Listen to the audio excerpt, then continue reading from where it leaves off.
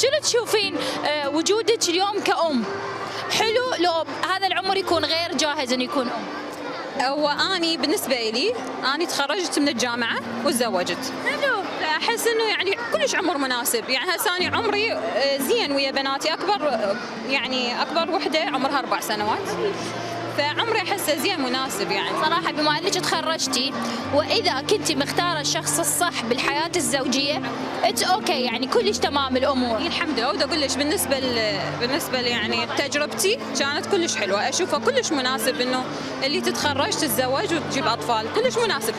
اي طبعا. وان انه انت فاتك موضوع الدراسه وتزوجتي مثل ما اني العينتين سويت اقدر ادرس، انا رجعت ادرس. هذا تدرس يعني ورا فتره تدرس، نقدر نكمل. اهم شيء ما تتركين شخصيتك بالدراسه. لا طبعا لا شلون. اي زين شنو تخرجتي؟